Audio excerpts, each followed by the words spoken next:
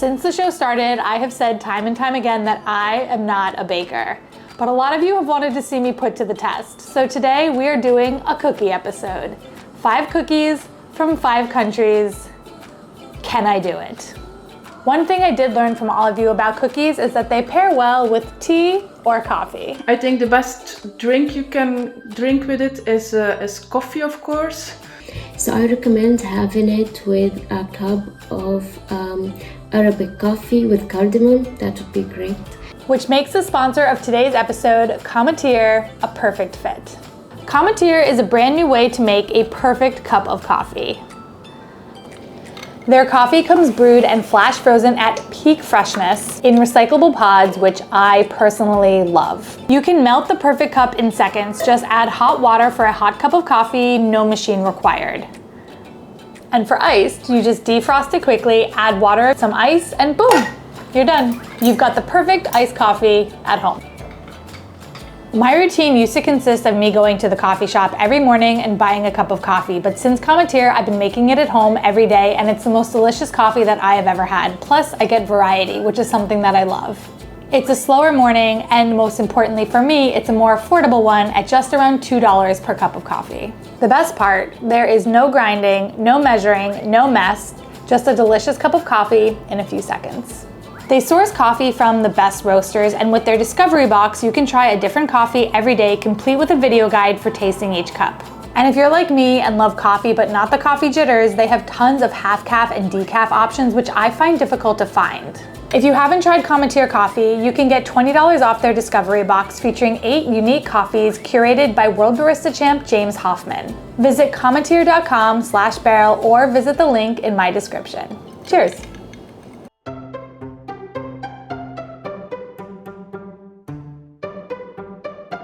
Hi, I'm Giulia and I live in Cesena, northeastern Italy. Originally, I'm from Naples, South Italy, where I moved away with my family when I was 5. The cookie recipe I want to share with you is called Rosa del Deserto, that literally translates for desert roses in English. Yes, like the crystals. These are biscuits covered with cornflakes, and this layer is what gives them their distinctive look. With this irregular and clustered shape, they really resemble the desert rose's crystal. I would like it to be known that I'm using unsalted butter for this recipe because that's what it called for, even though I don't believe in unsalted butter. I'm still following the recipes because I'm not the most confident baker, so I decided to actually pay attention this time and do what people told me to do. Unsalted butter it is, even though, you know, unsalted butter is a scam. They are soft and crumbly on the inside thanks to the butter, the potato starch, and they are super crunchy on the outside because the cornflakes get roasted in the oven, giving them an extra crunchiness. Hands are the best tools. So we're off to a raring start. The dough just feels too dry. As a non-professional cookie maker, this is my take. Like, it's just very sandy still, and the recipe says that it should be wet. So I think we're gonna add a little bit of water to try to have it come together more. I'm just doing like a little at a time. I don't want to do too much because then there's no coming back from too much water. You can find them in 2 main versions. A traditional version that has also raisins inside, and a more, I would say, people-pleaser version with chocolate chips. Okay, I think we're okay. We have a sticky cookie dough here, which is what we wanted. Phew, crisis averted. Thanks, water. Giulia said that you can do chocolate chips or raisins. I love raisins, Leia loves chocolate chips, so we're gonna do half and half. I'm curious for all of you guys, which one are you? Would you be team chocolate chips or team raisins? I just love an unexpected raisin, so I'm always team raisin, but I get it that chocolate chips are probably gonna be the more popular one, so sound off in the comments. I think they are mostly known in northern Italy, and my nonna used to buy them at local bakeries. They are her favorite biscuits, and I love to make them when we have a Sunday lunch. So I actually have a desert rose crystal so we can compare it. Does it look like... I get though the comparison here, how there's like the little jagged edges on it. I get where we're going. At my grandparents' house. I also love them because they are really easy to make. You can just put all the ingredients together and mix them by hand if you don't have a mixer. You can easily tailor them to your taste. You can choose for chocolate chip, raisins, mix them together, add some nuts like almonds. Also, try to replace cornflakes with the cereals that you like. But be warned, their crunchiness will make you reaching for one after another. These look just like the photos online. I am so proud of them. They were really easy to make, minus the one little snafu of the dough being a bit too dry, but adding a little bit of water fixed it right up. I would say these turned out really good. I mean, I haven't tasted them yet, but visually, 10 out of 10. Yay. I'm gonna start with raisin because the raisin ones are for me, the chocolate ones are for Leia, and I just love raisin cookies. The cornflakes are good. So this is definitely going to be a drier cookie, so I have my coffee to go with it. I feel like it's gonna be crumbly.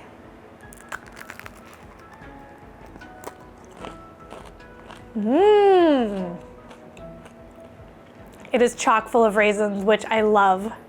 This is definitely a type of cake cookie, so it's a little bit denser, but it's not really thick like a levain cookie, which I really like. It's somewhere in between. The cornflakes on top are nice and crispy and add a really good crunch to the bite of the cookie. It's honestly the perfect amount of sweetness. For me, it's not too sweet. The powdered sugar on top gives you a little bit of an extra kick of sugar, but overall, I would call this like a mid-sweet cookie. I'm gonna do a little bit of like a coffee dip.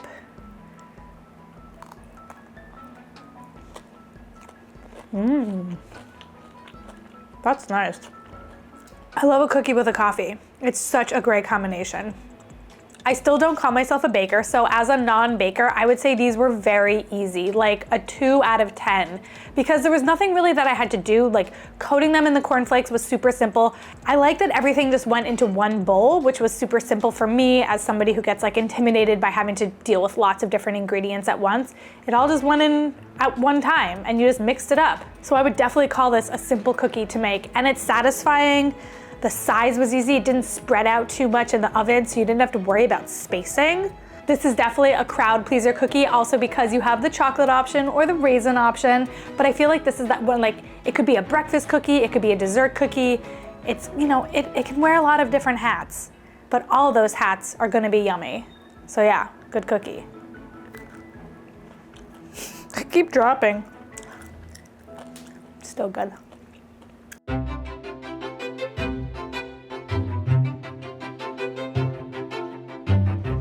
Hi Beryl, hi everyone.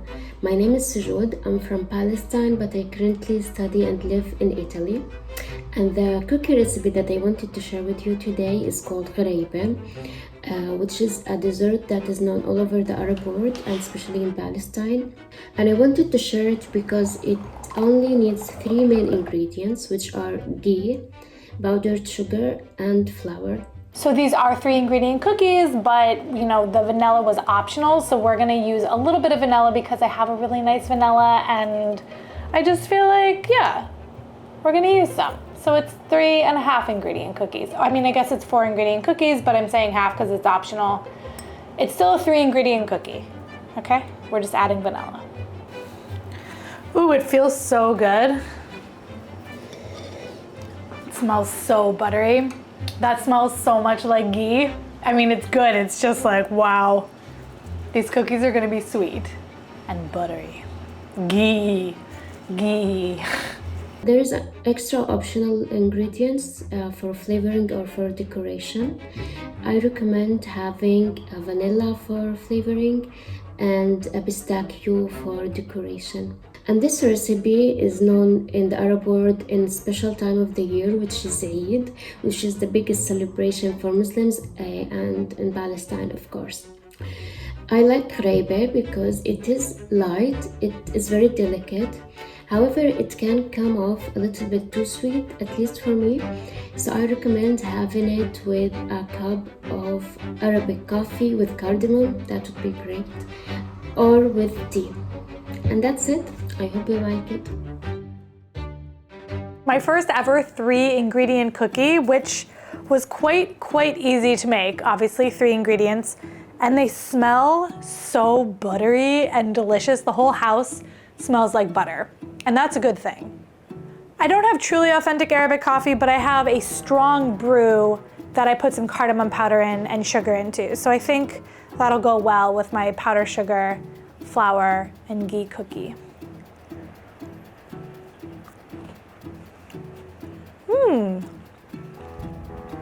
That's really nice. It's like a shortbread. It's sweet, but I was expecting it to be sweeter. I don't feel like it's overwhelmingly sweet. I definitely can taste the ghee, which is something that I'm quite enjoying. I'm gonna have some with the coffee.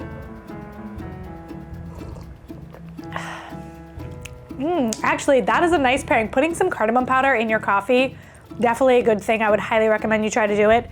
It pairs well with the cookie because the cookie is simple, and the cardamom flavor of the coffee is just like, there's synergy right there. It's got a nice little crisp to it. I'm not really tasting the vanilla in this, but what I am tasting, like I said, is the ghee. So the ghee, I think, is the most important part of this whole recipe. So, you know, if you're gonna go out and do this, like, get a good ghee, or don't get a good ghee, just get ghee. Get a good ghee, get a good ghee, get a ghee. The more I've said ghee now ghee doesn't sound like anything. I said it too many times. The word has lost its meaning entirely. Great. This is a great combo. Honestly, the sweetness and the bitterness of the coffee, it's just really, really nice. I think these are a crowd pleaser cookie, and they're so simple to make. I had to leave them in the refrigerator to rest for a little bit, and that I think was so that the ghee could harden and wouldn't melt too much when you cooked them. But other than that, it took 2 seconds to put together.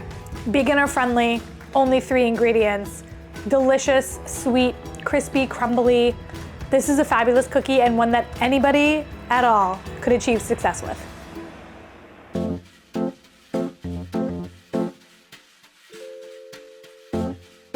Hi everyone, my name is Su-Yin and I currently live in the United States, but I grew up in Sweden and my family is originally from Malaysia. The cookie I want to share is Malaysian pineapple tarts. Pineapple tarts come in many different shapes and sizes, but generally, you can think of them as jam cookies, even though it has the word tart in the name. There are 2 main components. You have a buttery cookie dough and a sweet, jammy pineapple filling. I think the pineapple filling is what makes these tarts very special. It's not just an ordinary fruit jam filling. You cook down pineapple and it's seasoned with warm spices like cloves and cinnamon. They give the filling another layer of complexity and make the flavor profile more interesting. So that part was easy. Now we just let it cook down for like 2 hours. So in the meantime, I'm gonna make the dough. But pretty much this doesn't really need to be babysat. It just needs to be checked on like every now and again, but we're just gonna cook the crud out of it.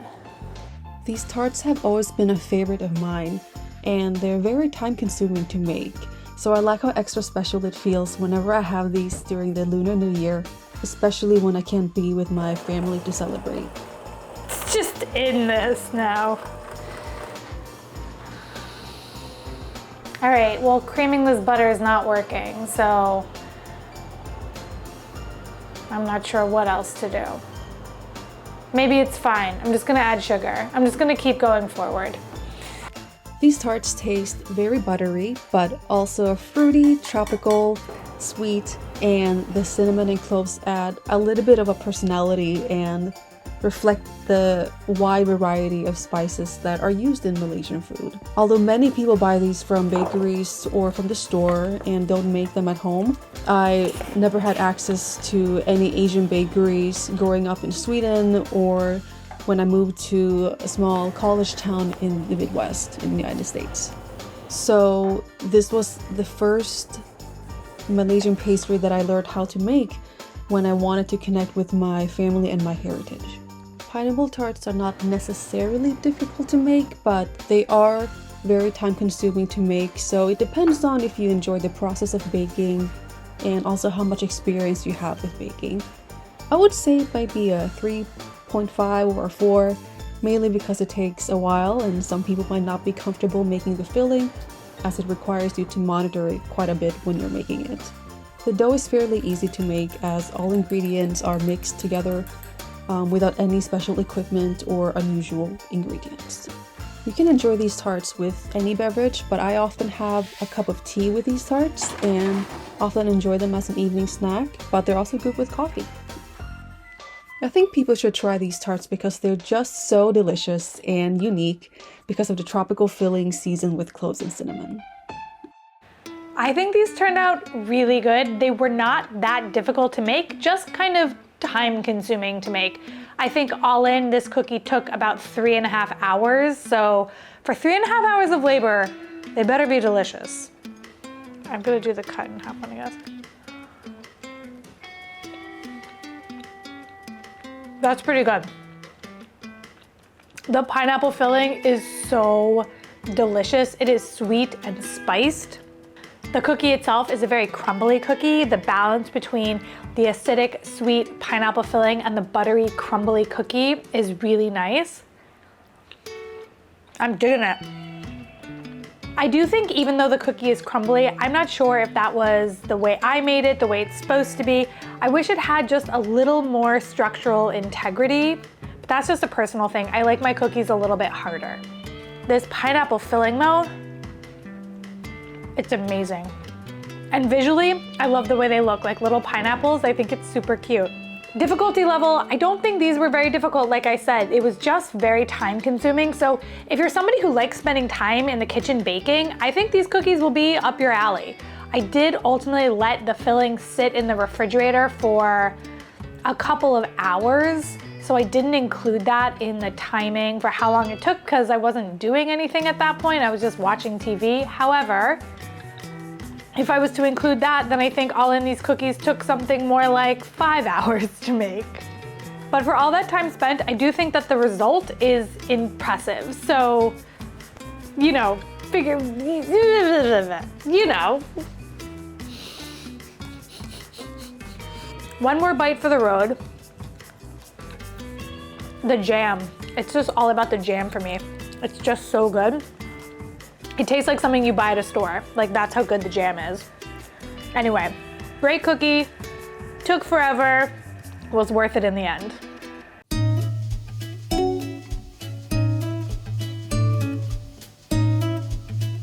Hi Beryl, I'm Isabella from the state of São Paulo in Brazil. And the dish I want to share with you today is casadinho. Casadinho is basically 2 soft balls of sweet cookies glued together by goiabada. Goiabada is a traditional Brazilian guava candy. And it's super special to me because it's something that my grandma still bakes to this day. I just plopped that butter right in there without measuring, but luckily we need more butter than 1 stick of butter. But like, I was just excited to go plop. I didn't even think about measurements or anything. More butter. Phew. It's a sweet of Portuguese origin, but it has been modified through the years here in Brazil. The dough was feeling just a little bit dry, so I added just a little bit of water. I feel like when you're rolling out cookie dough, you can tell when it doesn't feel wet enough. There's just gonna be like a little bit of crack showing when you make your cookie balls. I don't know, look, I'm not a baker, I just go by vibes, and the vibe was that we needed more water. This feels better, much better.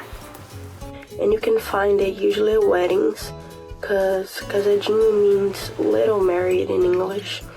And the 2 cookies glued together symbolizes the union of the couple. But beyond weddings, you can find it in homes like my grandma's or in bakeries. So this recipe makes 21 cookies. Yay! These have to cool now before we can put the guava jam in it. So I'm just gonna go like watch an episode of television. What are you guys watching right now? I'm watching Downton Abbey. It's really hard. I thought it was gonna be soft and I was gonna be able to mash this easily. I don't have a microwave to soften this. So I think I just have to power through.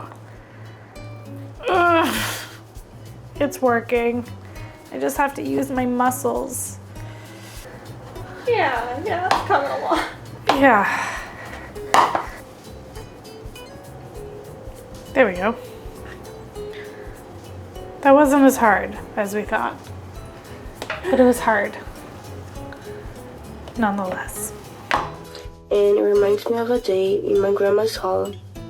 It was late at night and we were talking, and I mentioned how much my mom absolutely loves my grandma's Casadinhos recipe. And in that moment, my grandma got up and she said, I'm gonna bake a fresh batch so you can take to your mom tomorrow when you get back home. And that day I noticed how much my grandma shows her love through baking, so that's why it's a very special recipe. And it's a really good recipe to get the whole fam cooking together because it's very simple and easy to make. That's it. I hope you enjoy it. Bye. They look like little crystallized cookies with the sugar on top of them. I love the look of them. They're just so pretty. They also kind of look like little hamburgers. So there's that.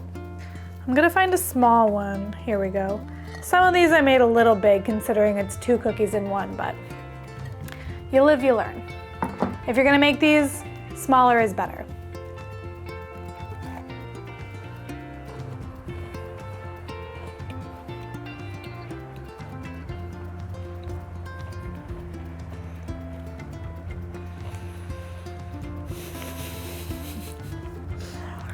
It's a lot of chewing. Yum. That's a great cookie. The guava paste on the inside has a really nice sticky and sweet quality, and the cookie on the outside is kind of like a shortbread cookie. It's buttery and crumbly and really nice to bite into. It's got a good crunch. Even though this is in essence a butter cookie, I don't feel like it's as buttery as the Palestinian cookie was. It has a little bit more flavor, and I think because it's butter instead of ghee, there's more of a crunch to this cookie, which is something that I really like. And I love the guava. Mashing the guava with the fork was a little bit difficult. It was really hard. Oh, this is gonna be not fun. It did say in the recipe that if you have a microwave, you can microwave it for like 30 seconds and that would soften it up so it was a lot easier to spread. I realized at the end you didn't really want to spread it on the cookie as much as just glob it on and then use that second cookie to twist it and make it into the sandwich that way. That's a crowd pleaser. I think it's really delicious. It was simple, fun to make, a great group activity because there's different elements, so like rolling them all out, making the little sandwiches, be good to do with a group of people. Cookie was fun. 10 points to Brazil.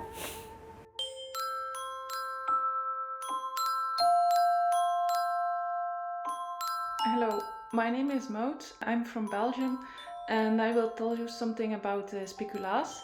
It's a famous Belgian cookie with a lot of spices like cinnamon, ginger, coriander, nutmeg, cardamom and cloves. It's also made with a lot of butter and dark brown sugar. You can find them the whole year round here in Belgium, but they are the most popular at the end of the year for Sinterklaas. On the 6th of December, we give them to the children because they were nice that year. I think the best drink you can drink with it is coffee, of course. If you order a coffee in Belgium, you often get a little Speculaas on the side. I used to have a lot of problems with my brown sugar where it would get really hard and then you couldn't use it. And then one of you guys, a subscriber, sent me this brown sugar storage unit. And it has this little tool here that you soak in water and it keeps the brown sugar moist. It is the greatest invention ever. I will leave a link to it in the description. If you also, like me, have brown sugar problems at home, this will solve them. Not sponsored, just loved. It's also the origin of Biscoff spread. Some people dip their Speculaas in their coffee and then put the moistened cookie on their bread for breakfast. So that's how Biscoff spread took over the world. I think it's easy to make, maybe 2 out of 5, especially if you have a stand mixer. Okay, I'm gonna put this in the fridge for 30 and hopefully it gets a little harder because it's like a gelato right now, kind of soft and sticky. I mean, actually, it's not that sticky, but it's soft, and I don't really know how I'd be able to roll it out and use my cookie cutters on it right now, so hopefully the cold helps out. So this has been in the fridge for about 30 minutes and it is definitely too soft because I tested it with the cookie cutter and it just was not cutting, just got stuck everywhere. So I'm gonna add a little bit more flour and then chill it again. This is why baking is really hard because you can't like test it. Well, I guess I'm testing it as I go, but like I don't know what I did wrong. I'm just gonna add more flour and hopefully that fixes it. Leia's fixing it. Trying. Yeah, this is okay, that's better. Thanks, Mom. Wrap this in plastic or do whatever, and then I would say freezer to like really get it cold. Okay. You can also make them by hand, then it's a bit harder, just use a wooden spoon. The rolling out the dough is maybe the most difficult because it can stick a bit to the surface, so you have to use enough flour so it doesn't stick. I think my cookie cutters are so cute. It's bee themed. I bought them specifically for this cookie. I think they turned out really good. I like the honey pots. Okay, they're going in the oven now. Say goodbye, honey. And you can roll out the dough a few times to use all the dough. You should really try them because they are very flavorful with all the spices and they are very crispy. I hope you enjoy them. Thank you.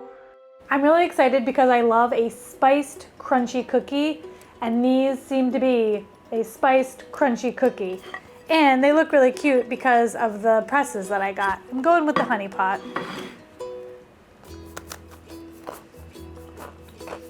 I love it. I love it so much. This is my favorite cookie of the bunch. I know I'm not supposed to pick favorites. I love all my children, but this cookie is everything I love about cookies. Crunchy, spicy, like crunchy and spicy. Those are the two things I like about cookies. It's so warming.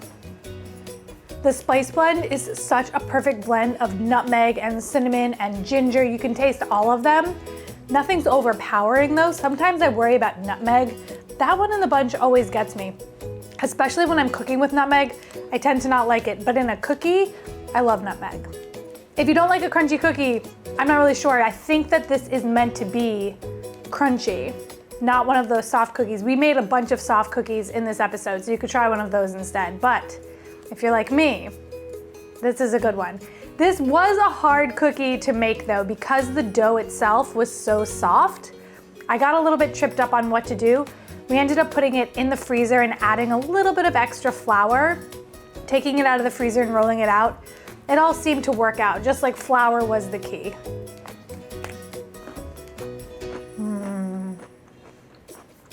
This cookie definitely does make you want a cup of coffee or a cup of tea, so I'm just gonna make one really quickly, BRB.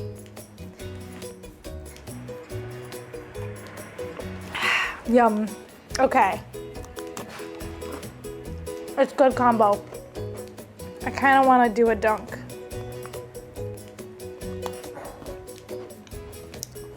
It's a good dunking cookie because it's so crispy, it doesn't lose all of its structural integrity right away. Yum. Overall, this is my favorite cookie of the bunch, but all of them were delicious and fun to make. Don't forget that the recipes are all on my website, beryl.nyc. Like and subscribe, it helps support the channel. And until next week, I'm leaving you with our holiday baking episode, which if you want to see me suffer, you might enjoy. And the dumpling episode. Also, if you want to see me suffer a little, you might enjoy it. But also I did have some success with some of the dumplings. Anyway, until then, ta-ta.